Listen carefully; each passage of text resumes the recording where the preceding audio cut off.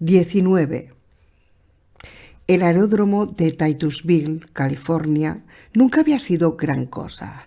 Tenía una de las pistas más largas del estado, sin duda, pero muy pocos viajeros querrían aterrizar en una población de menos de 3.000 habitantes situada justo al borde del desierto. Construida como pista militar de apoyo durante la Guerra Fría, el aeródromo había estado languideciendo durante años, sirviendo únicamente como pista de aterrizaje para pequeños vuelos locales y alguna ocasional carrera de dragsters. Su aspecto después del apocalipsis no era muy diferente del que tenía antes.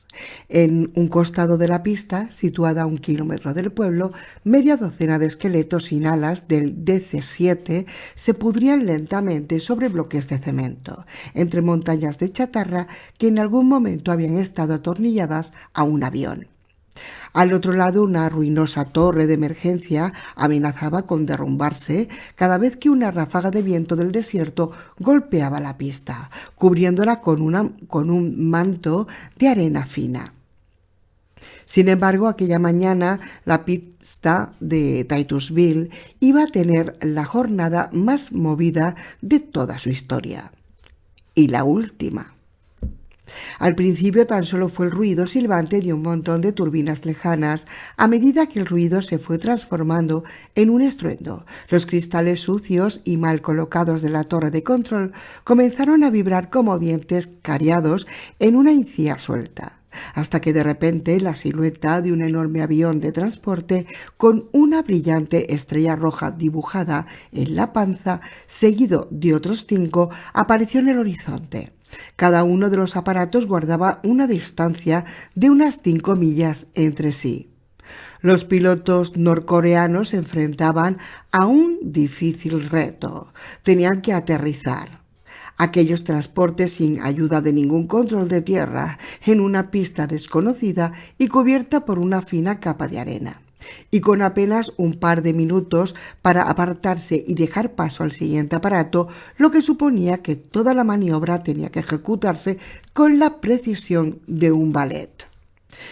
El primer Ilyushin rebotó ligeramente al tomar tierra, pero el piloto era un profesional muy experimentado y consiguió detener la marcha del avión. Justo cuando llegaba al extremo opuesto de la pista y se hacía a un lado, el siguiente aparato comenzaba su maniobra de aproximación. Todo fue perfecto con los 5 primeros aviones. Sin embargo, cada vez que uno de ellos se posaba, levantaba una enorme cantidad de polvo y arena del desierto depositada sobre la superficie de la pista. En condiciones normales, el siguiente aparato habría sobrevolado el aeropuerto durante unos minutos, hasta que aquella densa nube se disipase. Pero el 6.º avión no tenía suficiente combustible para esperar. Así que el piloto, casi sin opciones, decidió arriesgarse e iniciar la maniobra de aterrizaje. Aquello fue un inmenso error. El 262 impactó contra la pista en un ángulo incorrecto y al menos a 60 millas por hora más rápido de lo aconsejable. A consecuencia de esto, el eje delantero del tren de aterrizaje se partió como una rapida y el morro del avión comenzó a arrastrarse sobre el asfalto levantando una cascada de chispas. Una de las alas se enganchó en la base de la torre de aterrizaje y arrancó de cuajo la estructura medio podrida. La parte delantera del 262 se levantó como si pretendiese dar una voltereta. Rodó sobre sí mismo 3 veces seguidas y finalmente explotó en medio de una enorme y cegadora bola de fuego. Hong, desde la cabina de su aparato, contempló impotente todo aquello y lanzó una maldición. Aunque no había conseguido queroseno de aviación, se las había apañado para que la suministrasen suficiente diésel para sus transportes de tierra. Ahora todas aquellas toneladas de precioso y caro combustible ardían con furia en el extremo de la pista, lanzando enormes oleadas de calor. Esto complica las cosas, pensó. Tendremos que conseguir el combustible para los blindados por el camino. No vale de nada lamentarse, murmuró para sí mismo. Kim. Sí, mi coronel. El teniente Kim Tae-pak era uno de los hombres de confianza de Hong, veterano de muchas incursiones en el vecino del sur. Comiencen a descargar los blindados, ordenó. Esta maldita explosión debe de haberse oído en 50 kilómetros a la redonda. Quiero estar muy lejos de aquí cuando empiecen a aparecer curiosos, ya sean vivos o muertos. El teniente saludó y se fue a cumplir sus órdenes. Hong miró a su alrededor pensativo mientras caminaba por la pista. Se agachó y recogió un puñado de arena. Lo observó durante un segundo y después dejó que se escurriese lentamente entre sus dedos. Arena americana. Suelo americano. Estaban en el territorio del enemigo más odiado de su patria, y no había nadie que pudiese impedírselo. Hong sintió un escalofrío recorriendo su espalda. No sabía cómo acabaría aquella aventura, pero ya estaban haciendo historia. Por primera vez en casi 200 años, soldados de un país enemigo ponían pie en suelo americano. Estaban invadiendo Estados Unidos, o al menos lo que quedaba de aquel odiado país. 20 minutos más tarde, una larga caravana de 15 vehículos blindados y 2 bulldozer modificados abandonaban el aeropuerto de Titusville en dirección este. Tras ellos, todos los aviones de la Fuerza Aérea norcoreana ardían entre furiosas llamas. Hong había quemado sus naves. Ante él, solo las ruinas de Estados Unidos y millones de no muertos se interponían en su camino a Gulport. 20. Gulport. Al día siguiente me levanté con la boca pastosa y un persistente dolor de cabeza. Me había quedado despierto hasta muy tarde, agarrado a una botella de whisky y bañándome en un mar de autocompasión. Víctor me había acompañado sin abrir la boca, pero sabiendo que su mera presencia servía para aliviar un poco mi angustia. El ucraniano era consciente de que hay ocasiones en las que no se puede decir nada, y esta era una de ellas. Estaba atrapado en un dilema. Por una parte, del mundo limpio y aséptico de Gulport me resultaba tan repugnante como a Lucía, pero por otro lado sabía que permanecer allí era la única opción que teníamos. Solos en el páramo lleno de no muertos en que se había transformado Estados Unidos no teníamos ni una maldita oportunidad. ¿Qué piensas tú, Víctor?, le había preguntado a mi amigo. Víctor removió la cucharilla de la taza de café que tenía en sus manos mientras ordenaba sus pensamientos. El ucraniano quería escoger cuidadosamente sus palabras. Cuando yo era pequeño, vivía en Kolkhoz, en medio de la estepa. Tenía una escuela, un bonito edificio de madera pintado de rojo. Allí nos enseñaban que nuestra forma de vida era la máxima realización a la que podía aspirar el ser humano, que el espíritu soviético era la esencia del paraíso del trabajador.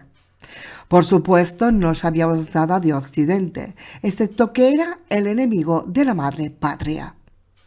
Un día, cuando tenía 8 años e iba camino de la escuela, vi cómo la policía se llevaba a un hombre. Al principio pensé que sería un ladrón o algo por el estilo. Prichenko sonrió con tristeza, mientras aquel recuerdo de la infancia cobraba vida. Al fin y al cabo tan solo tenía 8 años. Más tarde me enteré de que habían detenido a aquel hombre porque su hijo, que era un militar destinado en Berlín, había desertado a Occidente. Víctor calló, por un instante con su mente muy lejos de Gulport. Siempre me pregunté qué podía haber motivado al hijo de aquel hombre a desertar, sabiendo que las consecuencias de su vida las pagarían sus familiares. Me preguntaba qué era lo que impulsaba a un hombre a tomar decisiones tan drásticas como consecuencias tan dolorosas. Y cuál era el punto de sufrimiento interno o el grado de necesidad que debía de tener para tomar tal decisión. El ucraniano levantó la cabeza y me miró directamente al rostro. Hoy sé mucho más de sufrimiento que entonces, como todos, pero también sé que para tomar una decisión drástica, una persona tiene que haber llegado a un punto en el cual no vea más alternativa, por muy duras que sean las consecuencias de su decisión. Creo que tú no has llegado a ese punto todavía, o que la responsabilidad que sientes por todos nosotros te pesa demasiado. Prichenko sacudió la cabeza. Soy tu amigo, más allá de cualquier consideración, y daría la vida por ti si fuera preciso. Pero al igual que te entiendo a ti, entiendo a Lucía. Pese a todo, quiero que sepas que, sea cual sea tu decisión, yo estaré contigo, a tu lado. Emocionado, observé al ucraniano. Apenas había envejecido en los 2 años que había pasado desde que nos conociéramos y, excepto por aquellos dedos perdidos de la mano derecha y un puñado de arrugas alrededor de los ojos, seguía siendo el mismo individuo cascarrabias y algo loco que me había acompañado en medio de las ruinas del puerto de Vigo. Gracias, Prit, musité con lágrimas en los ojos. Era un ruso medio chalado, pero aún así, una de las mejores personas que me había encontrado en la vida. Pasamos medianoche hablando de los viejos tiempos, riéndonos de todas las veces que habíamos burlado a la muerte y de las cosas que haríamos si algún día los no muertos desaparecieran para siempre. Finalmente nos quedamos dormidos mientras unos leños crepitaban en la chimenea. Cuando me levanté, Prichenko roncaba como una locomotora, tumbado sobre el sofá, con lúculo arrebujado entre sus piernas. Me arrastré hasta el baño y me di una larga ducha de agua hirviendo. Al salir me afeité y me puse uno de los trajes que colgaban en un armario. Eran de una talla más grande que la mía, pero me sentaban bastante bien. Al verme con traje y corbata por primera vez después de tanto tiempo, me sentí un poco raro. Me acerqué hasta la puerta de la habitación de Lucía. Estaba cerrada a cal y canto. Golpeé suavemente con los nudillos, pero no me respondió. Lucía, le dije a puerta cerrada, solo quiero que sepas que lamento mucho si te dije algo que te pudiese herir ayer por la noche. Todo lo que hago es para garantizar que podamos tener un futuro. Yo... Me callé, sin saber cómo seguir. Esta noche, cuando llegue, volveremos a hablar, y entonces lo arreglaremos todo. Te quiero, amor. Y hago yo aquí un inciso. ¿Qué vas a arreglar, tío? ¿Qué vas a arreglar? ¿Tú te piensas que vas a poder ser feliz ahí en ese sitio? ¿Un sitio lleno de lunáticos? ¿Que están más colgados que el Numayos? Hombre, por favor. Madre mía de mi vida, por favor. Sigo con el libro. Salí de casa sintiendo un enorme vacío. Había un precioso Lexus en el garaje, con las llaves en el contacto. Supuse que iba incluido en el lote de la casa. Además, el ayuntamiento quedaba a demasiada distancia para ir andando vestido con traje y corbata, así que me subí y encendí el motor. Mientras circulaba por las calles vacías, me di cuenta de que era la primera vez en mucho tiempo que conducía un coche sin estar huyendo de algo o de alguien. Pese a todo, cada poco rato me sorprendí a mí mismo, volviendo la cabeza desesperadamente, acelerando en los puntos más estrechos, como si temiese verme rodeado de una turba de no muertos en cualquier momento. El apocalipsis me había cambiado. Me preguntaba si todos esos cambios eran buenos y si durarían siempre. 21. Cuando llegué al ayuntamiento, la señora Copton me esperaba entre un revuelo de funcionarios que entraban a trabajar.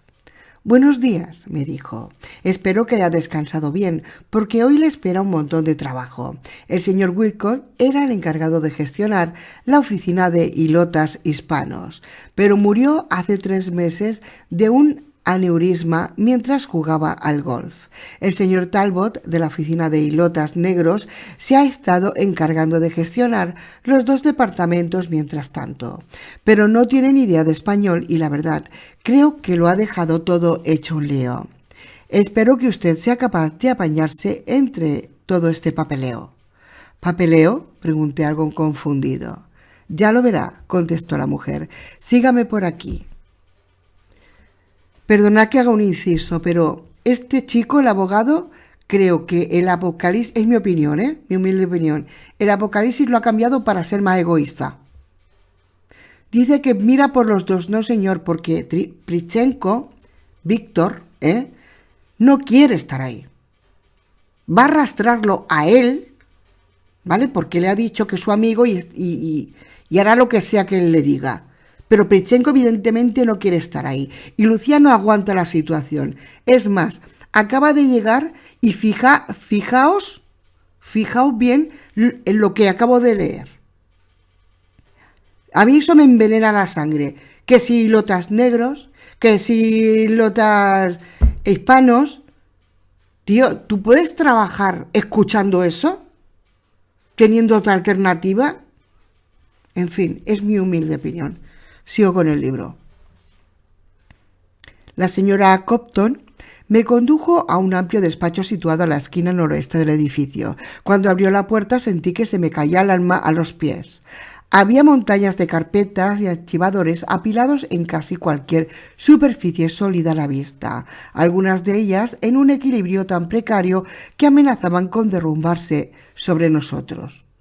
Ansu será su secretaria particular. La señora Copton señaló hacia una chica rubia, de unos 20 y poco años y expresión bovina, que me miraba con una sonrisita nerviosa desde una mesa cercana. No dudé en pedirle cualquier cosa. Está aquí para servirle. Claro. Tras 5 minutos de charla con Ansu, me convencí de que sería mejor no encargarle a aquella chica nada que fuese más complicado que hacer fotocopias o traerme un café. Aunque de indudable aspecto ario, lo cual la hacía perfecta para aquel trabajo, según la escala de valores de Woolport, el creador se había olvidado de dotarla de cerebro cuando la concibió. Bien, dije. Empezaremos por clasificar un poco toda esta montaña de papeles, para averiguar cuáles son los temas prioritarios y cuáles pueden esperar. Necesito que tomes nota del título de todas las carpetas y crees un índice, ¿de acuerdo? Ansu me miró con expresión confundida, como si le hubiese pedido que se mease dentro de un vaso y después se lo hiciera beber a la señora Copton. Hasta dejó de mascar el chicle que tenía en la boca. ¡Ay, Dios! ¿Sabes lo que es un índice, verdad, Ansu? Es un tipo de música, ¿no? Respondió mientras asentía muy segura de sí misma. La música índice. A mi prima Norma le encanta. Déjalo, cielo, suspiré desalentado. Mejor búscame un café que sea algo mejor que esta basura. En cuanto Ansu se marchó, oh Dios, haz que el café sea algo muy, muy difícil de encontrar, por favor. Me senté en medio del despacho y empecé a clasificar las carpetas. Al principio era algo lioso, pero enseguida pillé la mecánica. Al cabo de una hora tenía 3 montones claramente diferenciados en cada una de las esquinas del despacho.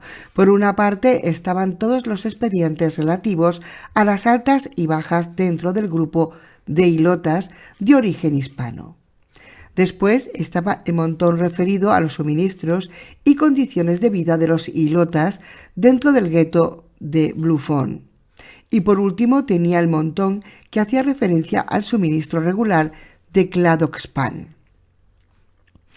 A medida que iba clasificando aquellas carpetas, me iba haciendo una clara imagen mental del verdadero funcionamiento de Woolport. Había 23.000 personas de raza blanca viviendo dentro de Woolport, y en el barrio de Bluffon, en el gueto de los ilotas, vivía la increíble cantidad de 7.000 personas. Un rápido cálculo me permitió comprobar que en cada una de las aproximadamente 300 casas del barrio cercado vivían una media de 25 personas. Eso era demasiado, incluso para casas tan grandes y espaciosas como las que solían construirse en aquel antiguo suburbio. Bluffon estaba dentro del muro, pero estaba separado del resto de la ciudad por una alambrada y un brazo de agua que tan solo cruzaba aquel puente donde había negociado con Carlos Mendoza. Todas las semanas los ilotas se presentaban en el puente sur, donde la Guardia Verde de Greene les entregaba el armamento necesario. Después salían de la ciudad por el puente norte y se dirigían en expediciones móviles de varios días de duración a todos los núcleos de población en un radio de 200 kilómetros para cargar sus camiones con todo tipo de suministros para la insaciable y opulenta Gulfport.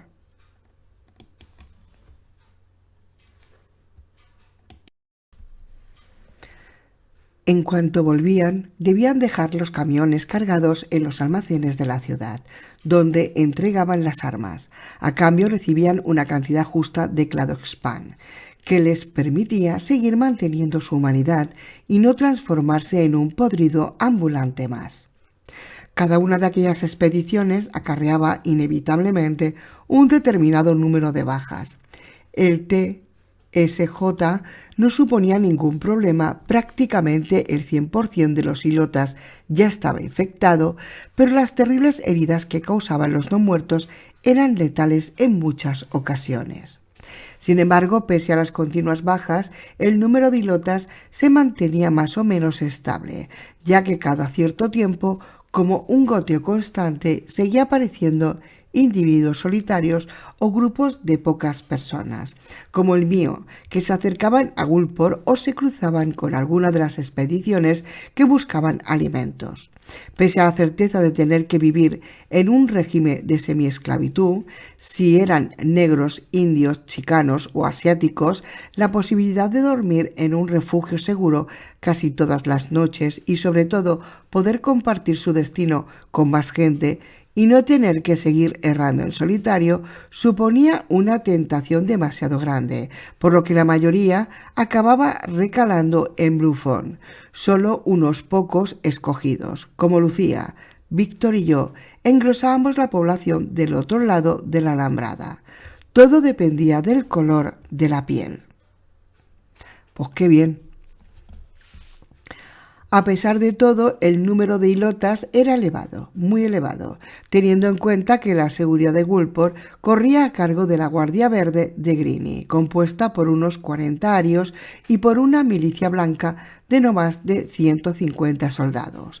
Para ellos resultaba virtualmente imposible controlar a una multitud de ilotas infectados que no dejaba de crecer día a día. Por eso, de vez en cuando, se realizaba una limpieza dentro del gueto, al más puro estilo nazi. A medida que iba leyendo, noté un sudor frío bajando por la espalda. Eran muy numerosos los documentos con la referencia expulsado escrita en grandes letras rojas, pero no había nada más. Tras dudar un momento, levanté el teléfono y llamé a la señorita Copton. «Oh, esos son los ilotas que vulneran las normas y son procesados.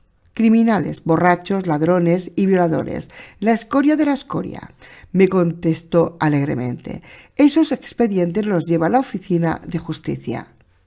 «Me gustaría verlos», respondí. El abogado que llevaba dentro se había despertado, inquieto, tratando de averiguar qué clase de justicia retorcida podía aplicar el reverendo Greene. «Como que no lo sabes, abogadito mío. Como que ya no lo sabes. Y encima tienes la cara de decir que no se quejen tanto, que dentro de lo que cabe no están expuestos fuera. ¿Tú qué sabes? A lo mejor ellos prefieren estar fuera y pelear con los no muertos que no estar ahí y siendo unos esclavos de los vivos». En fin, sigo. Me temo que no será posible, contestó la secretaria. Ese departamento funciona bajo la dirección personal del reverendo y sus informes son confidenciales. Colgué el teléfono, intrigado. Salí al pasillo y tras cerciorarme de que Ansu aún no había vuelto, me deslicé con cuidado hasta la oficina de justicia. La puerta estaba cerrada con llave y además había un montón de gente circulando por delante. Si me quedaba demasiado rato por allí o trataba de forzar la puerta, me vería metido en un buen lío en mi primer día de trabajo. Aquella no era la solución. Volví a mi despacho. Meditabundo. Uno de los armarios estaba rotulado como certificados de residencia. Lo abrí y empecé a revisar carpeta tras carpeta. Al cabo de un rato me detuve, jadeando de horror. En aquellos papeles se reflejaba una monstruosidad de tamaño criminal. Greene y sus secuaces eran conscientes de que no podían dominar a los ilotas por la fuerza. Por supuesto, tener el control exclusivo del Cladoxpan garantizaba cierto grado de sumisión, pero no era suficiente.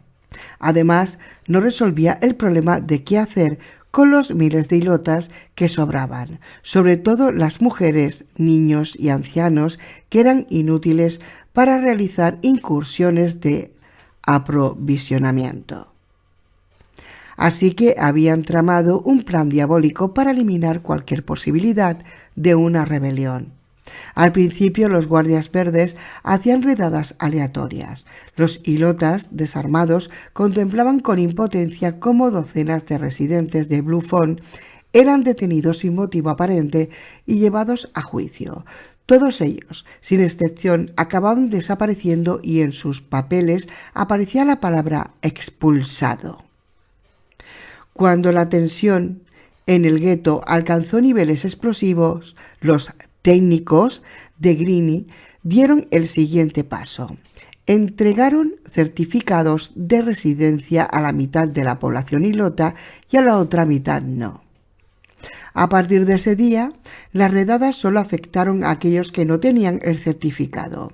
Desde ese momento, el campo de Blue Phone quedó dividido en dos: aquellos que dormían tranquilamente por las noches y aquellos que temían que de repente sonase su puerta y los guardias verdes lo arrastrasen a lo desconocido. Para los privilegiados, ese era el inicio de la sumisión de Greene. Cuando había una redada, presentaban su certificado y automáticamente dejaban de solidarizarse con aquellos ilotas que no tenían documentación. Pero aquello tampoco era suficiente. Un día empezaron a repartir dos tipos distintos de certificados de residencia, con foto y sin foto, a elección del propio ilota. Muchos pensaron que con foto sería mejor que sin foto, ya que parecía tener un carácter más oficial. La siguiente redada se abatió sobre los sin foto y los que no tenían certificado.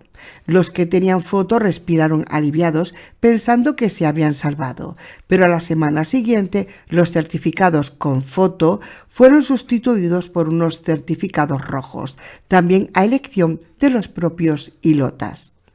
Muchos desconfiaron de aquel nuevo documento, por lo que no tuvo mucho éxito, pero 2 semanas después hubo una gran redada que arrasó con todos aquellos que no tuviesen certificado rojo, y el resto de los certificados fueron suprimidos. Aquello sumió al gueto en la desesperación y la desconfianza. Sin embargo, poco después, los certificados rojos fueron sustituidos por otros azules, de los que había 2 clases: soldados cualificados o sin cualificación. Como la elección de cada clase dependía del propio ilota, bastaba con declararse cualificado para que le dieran el documento correspondiente. Las dudas volvieron a atenazar a Blue Phone. ¿Qué era mejor? Muchos se olieron una trampa y decidieron declararse sin cualificación, mientras otros muchos pensaron que era mejor ser un elemento útil, ya que así Woolport no podría prescindir de ellos. 3 días después, todos los declarados sin cualificación dejaron de recibir su ración de Cladoxpan.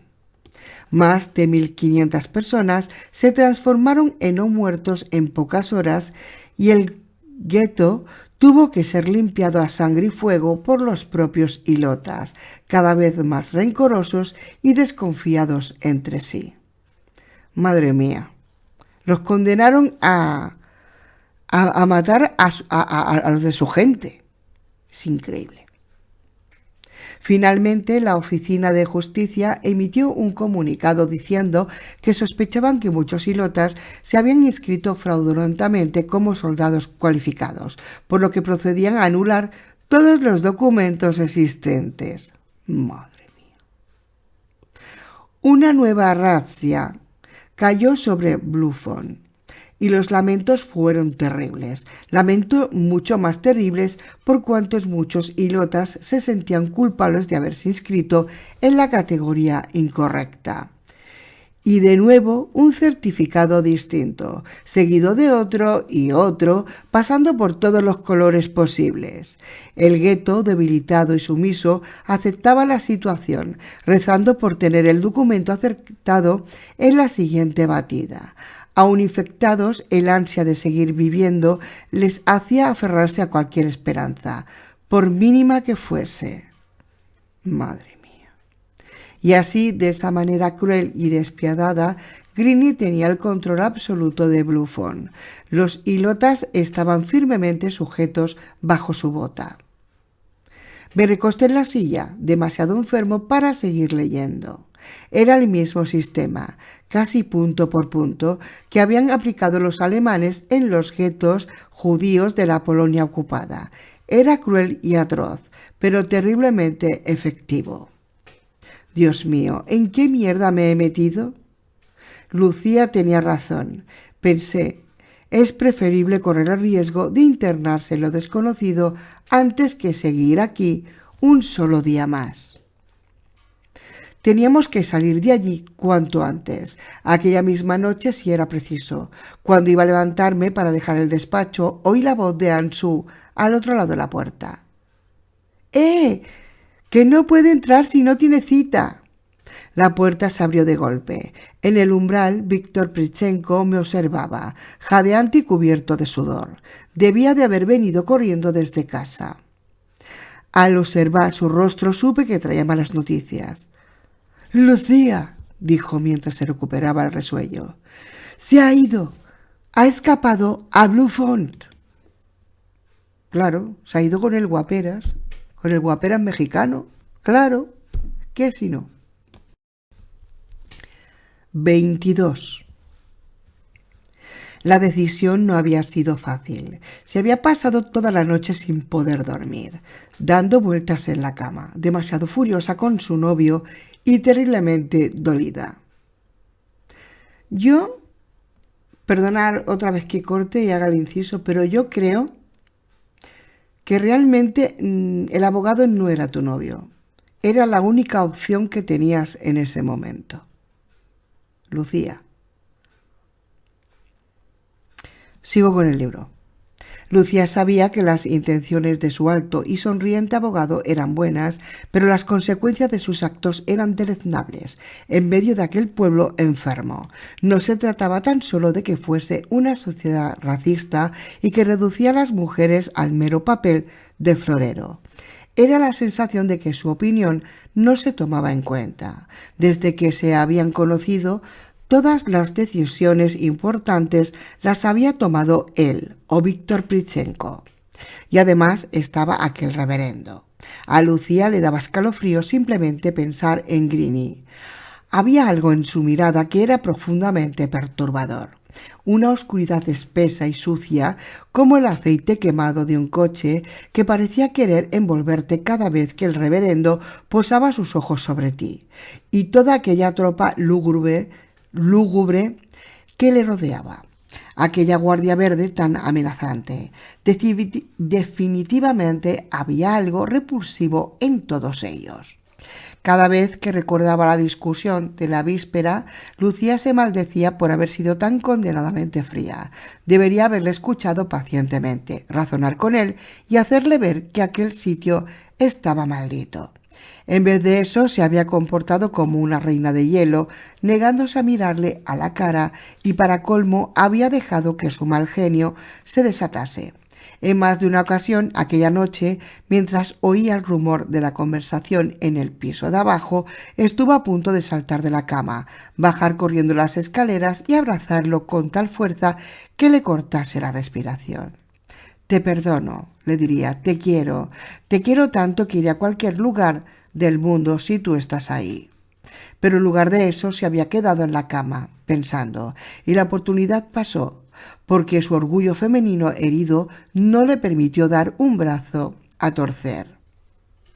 De repente se dio cuenta, asustada, de que al día siguiente no sabría cómo tratarle. ¿Qué decir después de las palabras que se acababan de cruzar?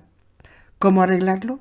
Si tan solo tuviese un argumento definitivo que le permitiese arreglarlo, si tan solo demostrar que tenía razón.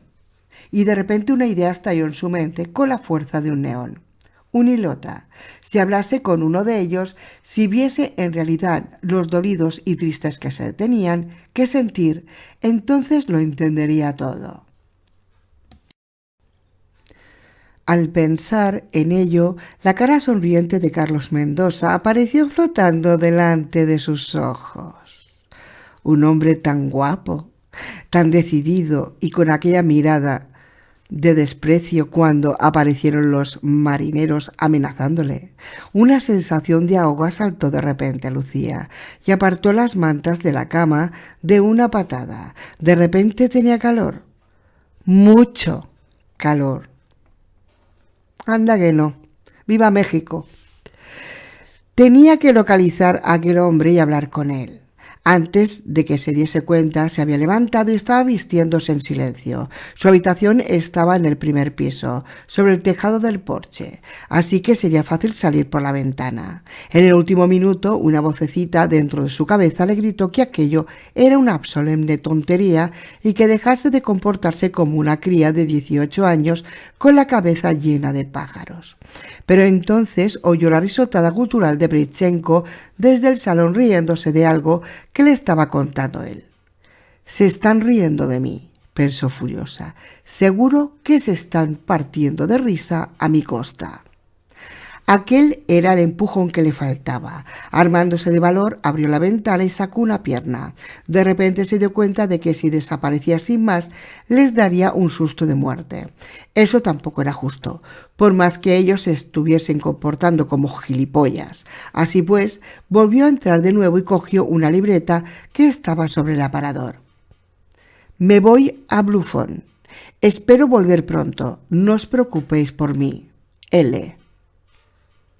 Dejó la nota sobre el colchón y salió por la ventana. Caminó cuidadosamente sobre el tejado del porche hasta llegar a la esquina de la casa, donde un jazmín trepador se enrollaba en torno a una espaldera. Apoyando los pies con cuidado en los huecos, bajó lentamente hasta llegar al suelo. Pobre jazmín. Una vez allí, miró a su alrededor. La lluvia fina del principio de la noche se había transformado en un aguacero que caía con un suave rumor. Al mirar las ventanas iluminadas de la casa, la voz lanzó un último grito ahogado. «No te vayas». Pero ya era demasiado tarde. Encogiéndose bajo la lluvia, Lucía comenzó a caminar hacia Bluffon, mientras sus lágrimas se mezclaban con las gotas que caían sobre su cara. Tardó casi 40 minutos en llegar al límite del barrio segregado. Su casa estaba casi en el otro extremo del pueblo y además se había perdido un par de veces. Hubo un momento al doblar una esquina en el que su aventura estuvo a punto de finalizar. Antes de tiempo, un Hummer con 4 soldados de la milicia blanca de Gulpor patrullaba lentamente por el centro de la calzada, paseando un foco perezoso sobre las fachadas de las casas. A Lucía le dio el tiempo justo a ocultarse detrás de unos contenedores de basura. Contuvo el aliento cuando el chorro de luz se detuvo sobre su escondite. Por un instante pensó que la habían descubierto, pero finalmente el foco continuó su camino, a medida que el Hummer se alejaba sobre la lluvia.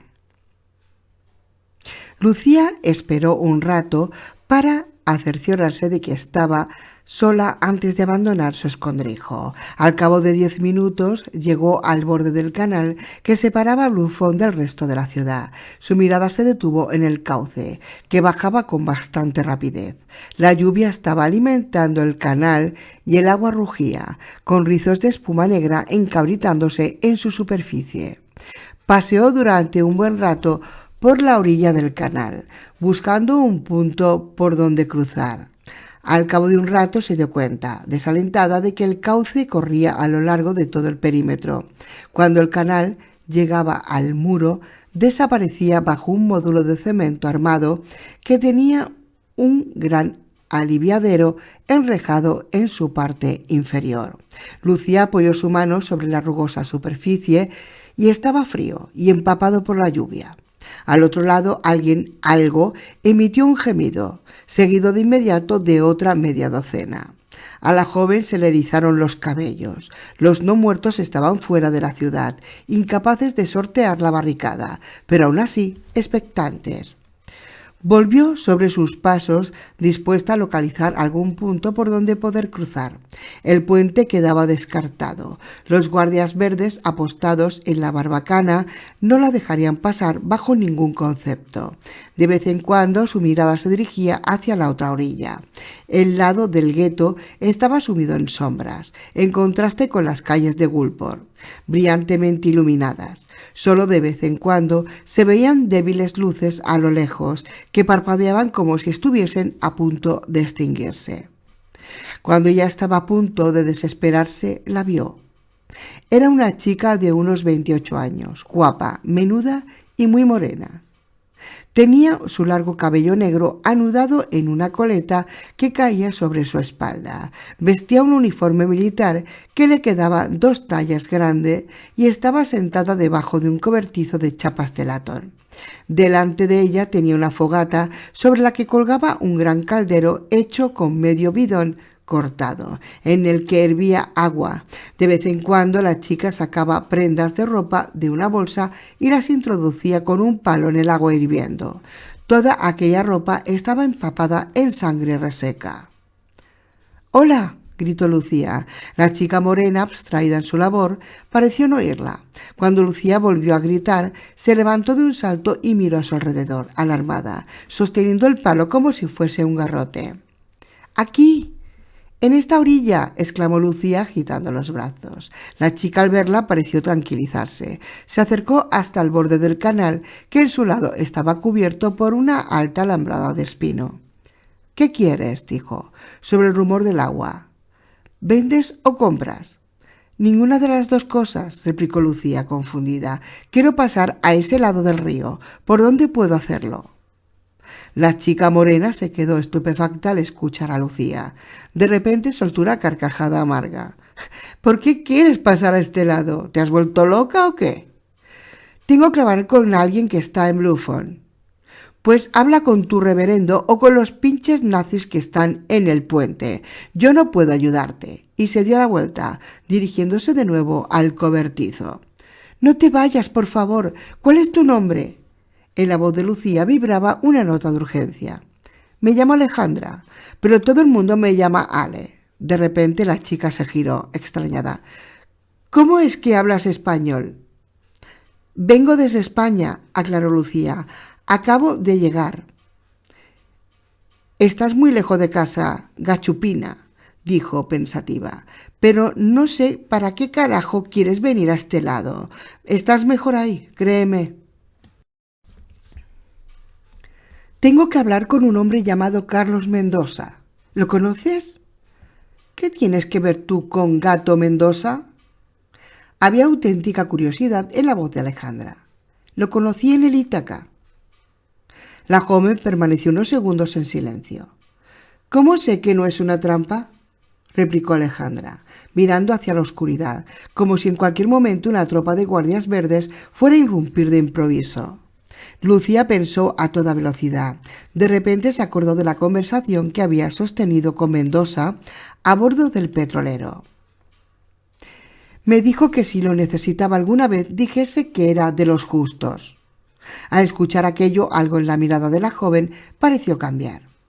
Muy propio del gato, murmuró mientras meneaba la cabeza. Está bien, sígueme. La mexicana comenzó a caminar por su lado del canal, mientras Lucía hacía lo propio por su orilla. Al cabo de un rato, Alejandra se detuvo al lado de los hierros retorcidos y oxidados de una bicicleta, que se pudría lentamente en la alambrada. «Es por aquí», dijo. «Cruza». Lucía miró a su alrededor y no vio cómo hacerlo. Había pasado ya en 2 ocasiones por ese punto y nada de aquel lugar le había llamado la atención. La margen estaba totalmente desierta y el borde del canal descendía en un ángulo suave hasta el agua, que formaba remolinos alrededor de las piedras depositadas por una riada en la orilla. «¿Qué tengo que hacer?», preguntó confundida. «Fíjate bien y simplemente camina», replicó Alejandra, con paciencia. Lucía caminó hasta el borde del canal, justo hasta el punto donde el agua lamía la punta de sus zapatos. Tardó unos segundos en ver una serie de tablones debajo del agua, a unos 20 centímetros de la superficie. «Es un puente vietnamita». Alejandra se sentó en el borde del canal y señaló hacia el agua. «Es como un puente normal, pero en vez de estar sobre la superficie, está 2 palmos por debajo del agua. Deberías sacarte los zapatos para cruzar». Lucía se descalzó e introdujo los pies en el agua. Estaba fría y la corriente tenía mucha fuerza, pero aún así el camino sobre el puente sumergido parecía sorprendentemente fácil. Cuando iba por la mitad del recorrido, comprendió que jamás hubiese podido cruzarlo a nado. La fuerza del agua era demasiado intensa. De repente una rama arrastrada por la corriente le golpeó en un tobillo. Lucía, sorprendida, tastablilló, intentando mantener el equilibrio. Estiró las manos tratando de sujetarse a algo, pero ya era demasiado tarde. Con un sonoro chapoteo cayó al agua de cabeza. La corriente del canal la empujó contra la estructura sumergida del puente con tanta fuerza que uno de los pilotes se clavó en sus costillas. Lucía profirió un grito ahogado bajo el agua e inmediatamente se atragantó con el agua que inundó su boca. En la oscuridad perdió por un momento el sentido de la orientación y durante unos interminables segundos no supo dónde estaba la superficie. La joven notó el pánico reptando por su garganta. Si no salía rápido a la superficie, se ahogaría sin remedio. «No quiero morir así.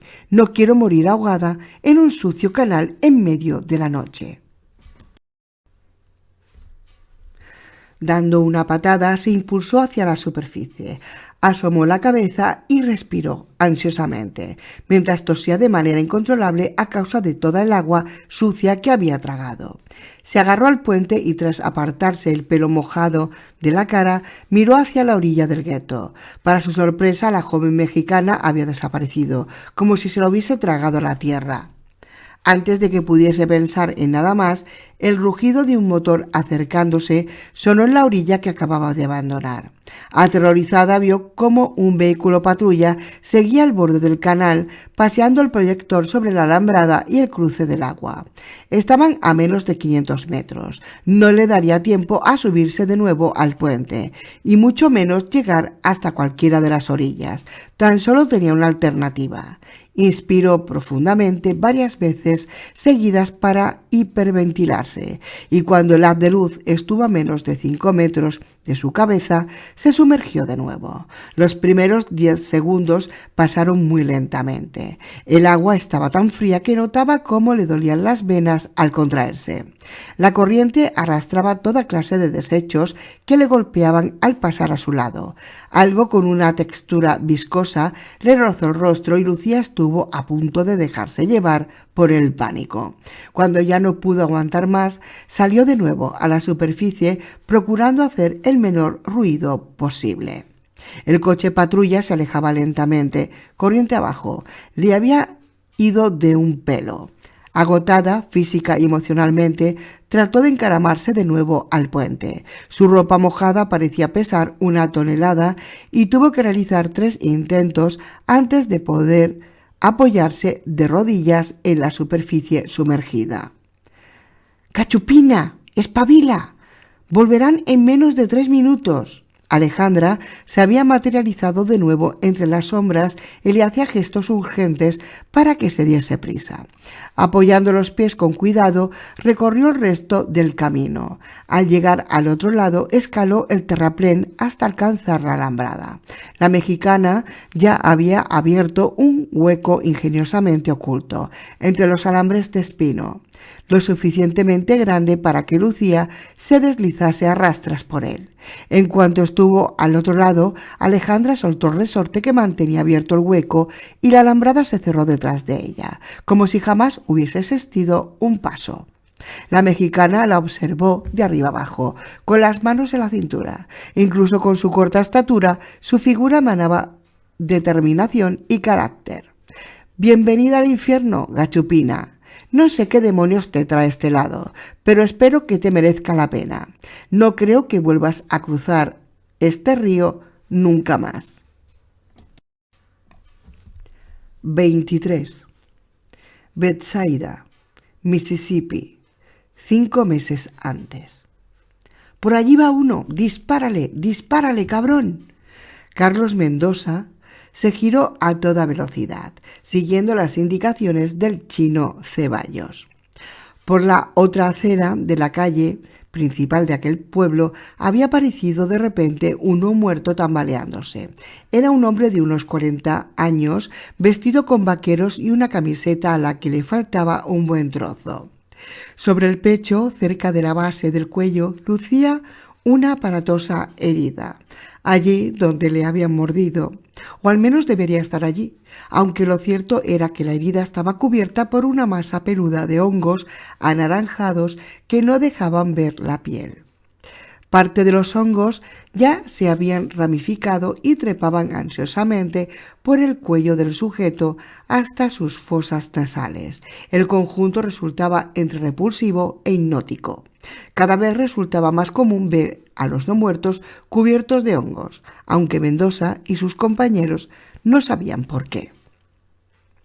Carlos levantó su rifle de caza. Como hacía siempre, mojó su dedo pulgar, lo pasó sobre el punto de mira y a continuación apuntó cuidadosamente.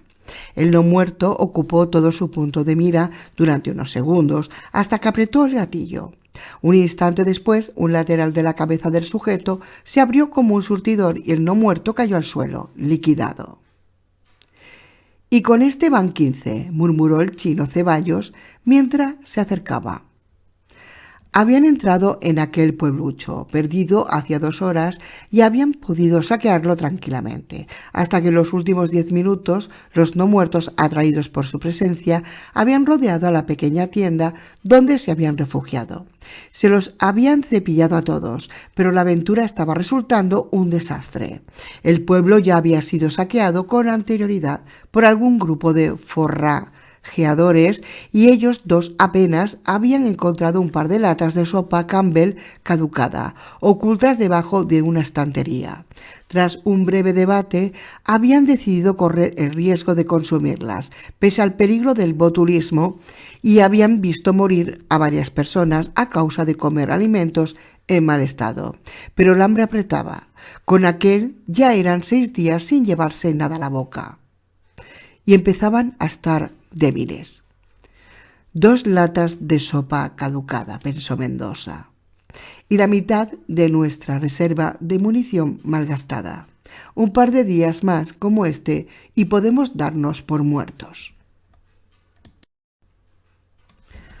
Fernando Chino Ceballos y él llevaban más de 1 año juntos. No sabían cuánto tiempo habían pasado de aquel lado de la frontera estadounidense, pero de lo que estaban seguros era de que en esa ocasión se habían internado dentro del territorio gringo mucho más que en cualquier incursión anterior. Su búsqueda de alimentos era cada vez más desesperada y por otra parte las fronteras ya no significaban nada en aquel momento. Cuando estalló la pandemia, Carlos Mendoza se enroló como voluntario en uno de los grupos armados que se dedicaba a la caza del güero, o a lo largo de la frontera. Durante 3 largas semanas, grupos de civiles y voluntarios patrullaron incesantemente la frontera entre México y Estados Unidos, interceptando a todos los norteamericanos que trataban de escapar del TSJ huyendo al país vecino. Disparar primero y preguntar después había sido la consigna, y maldita sea si se habían aplicado a conciencia. Pero aquello no sirvió de nada. El TSJ triunfó y México, como el resto del mundo, se fue al carajo en un par de semanas más tarde. Mendoza, el Chino Ceballos y otros 100 hombres armados se vieron de repente aislados, sin órdenes y sin una misión que cumplir. Al menos la mitad de aquellos voluntarios abandonó el grupo y se dirigió apresuradamente hacia sus casas para proteger a los suyos, aunque muchos sabían en su foro interno que ya era demasiado tarde. Otros pensaron que separarse en aquella situación era un suicidio. Por último, algunos como Carlos Mendoza no se fueron porque, sencillamente, no tenían otro sitio mejor a donde ir. Los 50 cazadores de güeros pasaron los siguientes meses recorriendo la frontera, tratando de sobrevivir entre hordas de no muertos que les acosaban de un lado y de otro. Poco a poco se fueron quedando sin munición, vehículos y alimentos. A medida que pasaban los días, eran cada vez menos. Y en aquel momento tan solo quedaban ellos dos. «Esta sopa tampoco está tan mala», comentaba el Chino Ceballos, mientras sorbía ruidosamente una cucharada. «Creo que voy a... ¡Ey, cabrón! ¿A dónde va?» Mendoza saltó hacia atrás justo cuando la ventana situada sobre su cabeza explotó hacia adentro en una lluvia de cristales rotos y astillas de madera. Un hombre enorme, cubierto de sangre coagulada, intentaba entrar por el hueco mientras gemía de forma ininteligible. Al mismo tiempo, 2 mujeres y una niña habían aparecido de golpe por la puerta trasera y un ruido en el porche delantero les advertía de que uno o más no muertos se acercaban por esa dirección. «Es una encerrona». Mendoza se maldijo a sí mismo por haberse descuidado de esa manera. Mientras calentaban aquellas malditas latas de sopa, un grupo de no muertos había rodeado la casa. El chino desenfundó su arma y voló la cabeza del hombre de la ventana con la frialdad de un profesional. Antes del apocalipsis había sido un pistolero del cártel de Tijuana. A continuación se volvió para hacer frente a las mujeres que ya se tambaleaban en medio de la habitación. Una de ellas había pisado la hoguera donde habían estado calentando la sopa y las llamas le consumían la pierna derecha, cubierta de hilachas de hongos, pero no parecía ni darse cuenta. El Chino Ceballos disparó con rapidez 3 veces antes de que su bereta se quedase atascada. «¡Chinga tu madre!», maldijo, mientras trataba de correr el percutor, y aquellas fueron sus últimas palabras. 2 o 3 no muertos introdujeron sus brazos por la ventana que había destrozado el hombre gordo y sujetaron al Chino Ceballos por la espalda. Antes de que Mendoza pudiese hacer nada, contempló aterrado cómo el cuerpo de su compañero desaparecía por el hueco. Un alarido ahogado, seguido de un ruido sordo como de un trapo empapado cayendo al suelo, y las piernas del chino dejaron de moverse, mientras una mancha oscura y húmeda se extendía por su entrepierna. Carlos Mendoza no tuvo demasiado tiempo para entretenerse meditando sobre la suerte del antiguo pistolero, porque tenía sus propios problemas. Había disparado los 2 últimos cartuchos de la escopeta de corredera contra uno muerto, que asomaba por la ventana, y mientras tanto la única mujer superviviente, aquella a la que le estaba ardiendo una pierna, se le había echado prácticamente encima. Mendoza sujetó la Mossberg como una maza y de un golpe seco abrió la cabeza de la mujer con un ruido sordo. Cerró los ojos instintivamente, un segundo antes del impacto, para evitar que las salpicaduras le impregnasen las pupilas. 2 meses antes, uno de sus últimos compañeros se había infectado así y se habían visto obligados a rematarlo sobre la marcha, pese a sus súplicas. Notó cómo un chorretón de sangre fría y pastosa le salpicaba la cara. Un par de grumos resbalaron sobre su nariz, deslizándose lentamente. Carlos cerró la boca con fuerza y expiró aire, tratando de mantener despejadas las fosas nasales. El pánico le asaltó como una sensación fría que encogió sus testículos al tamaño de 2 canicas. Si dejaba que aquella sangre podrida entrase en contacto con alguna de sus mucosas, estaba listo.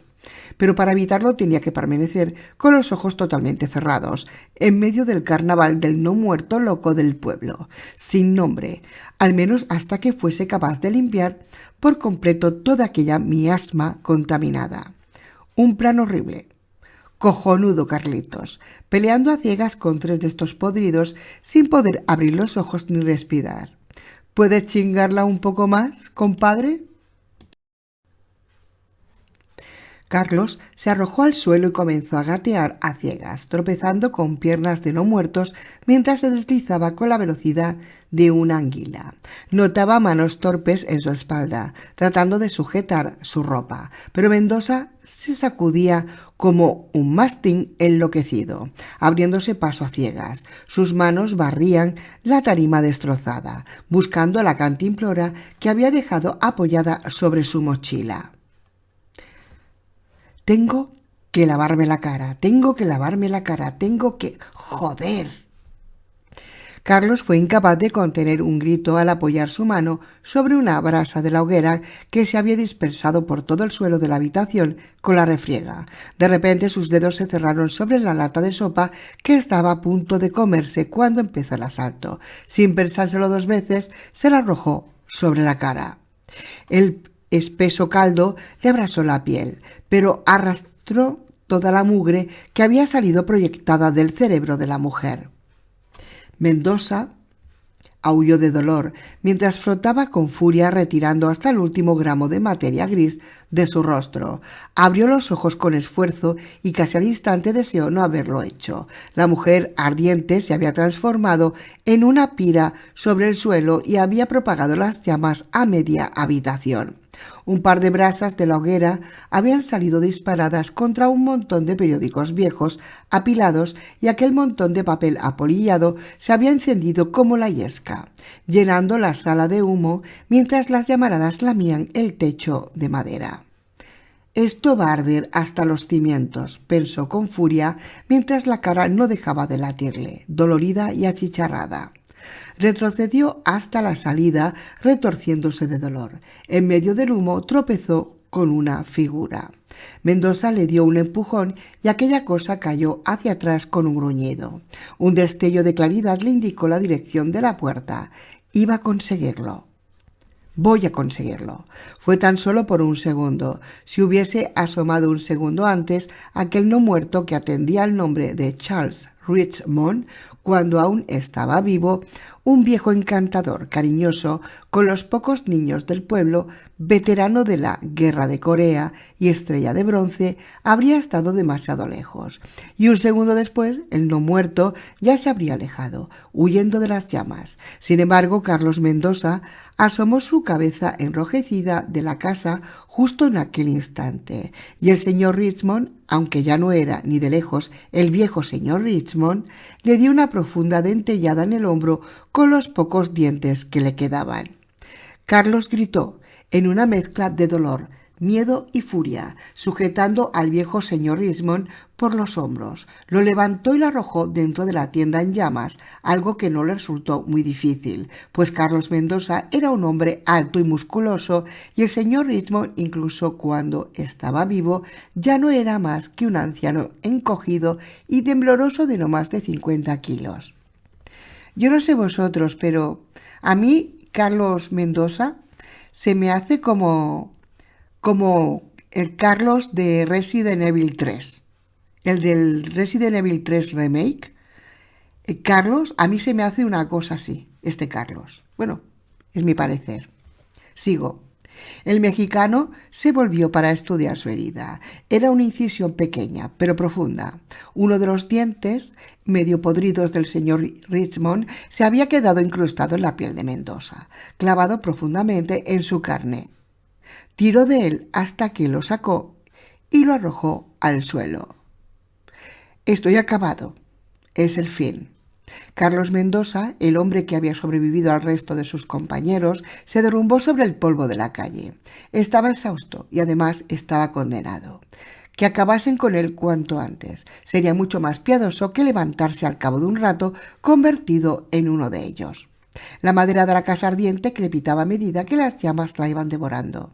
De vez en cuando sonaban pequeñas explosiones como disparos, cuando los nudos resinosos del piso eran consumidos por el fuego.